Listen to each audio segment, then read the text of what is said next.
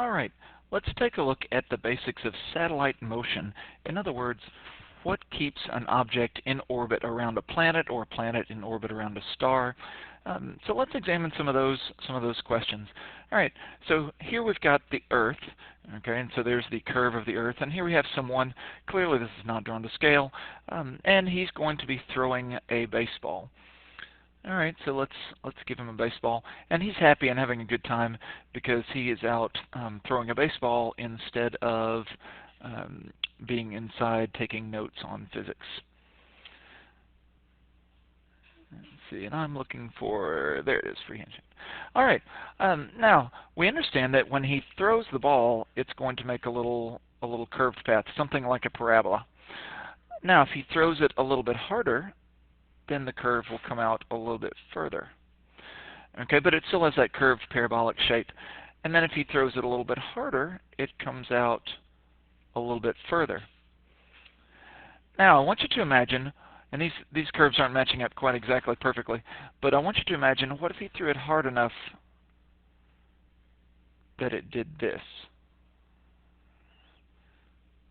In other words, oh, it's not supposed to make a nice curve. Let's try that one more time. One more time. What if he threw it hard enough that it did this?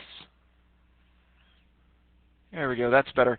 In other words, it's falling toward the Earth, but never getting any closer to the Earth. Take a look. It has fallen like this far since he threw it. It fell from here down to here. It's just that as it was falling, the Earth was also curving away.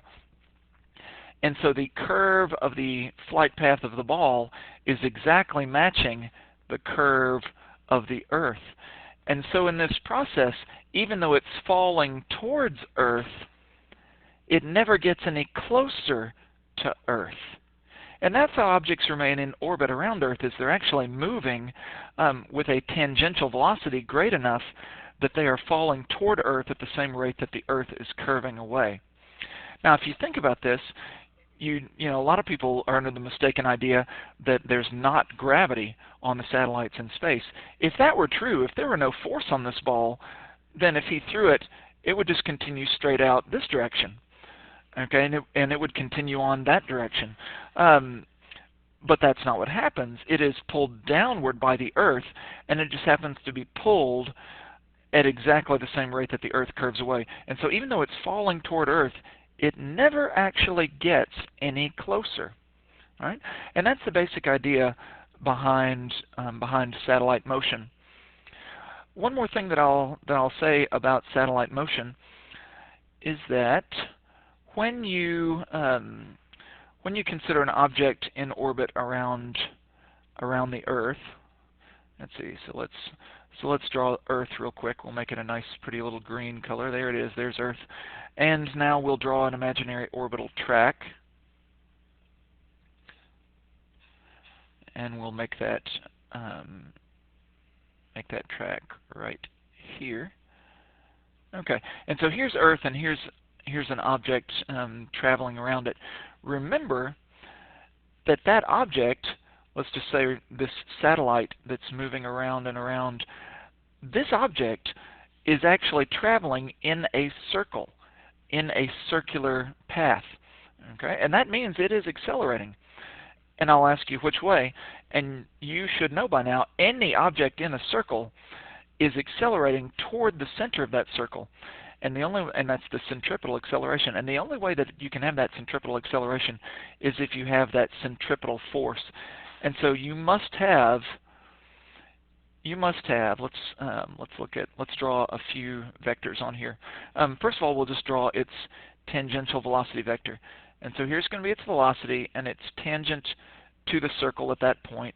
And so that's its velocity at that moment. Now I'm going to change colors and draw the acceleration. Now, which way is it accelerating? Well, it's actually accelerating toward the center. And we've talked about that acceleration is what gets that curved around so that it stays in this curved path. Now, that acceleration is actually caused by, of course, a force that's acting in the same direction, meaning toward the center of the path. And so if you look at this, there's our velocity. It's tangent to the path. Here's our acceleration. It's toward the center, or centripetal, and that's got to be caused by a centripetal force. And that centripetal force is actually the only force acting on this. The only force acting on that is, in fact, gravity. The centripetal force is actually equal to the force of gravity, because gravity is the only force acting on this. And so gravity is actually the string, so to speak, that is keeping that object in orbit around the Earth, or around the star, or around whatever it is that the object's orbiting.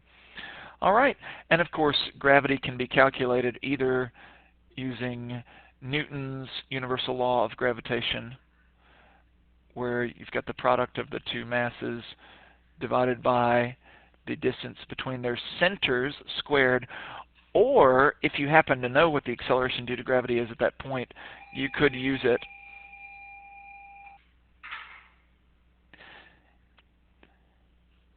However, that's not a good idea, because you're probably not going to know what the acceleration due to gravity is at this height above the Earth. So really, at the surface of the Earth, this is lovely to use to find the weight of something, or to find the force of gravity on something, and that's where g is 9.8. But at this point, g is not 9.8 any longer, because it is no longer at the surface of the Earth. It's further away. And remember that as distance increases, that force of attraction will be decreasing exponentially.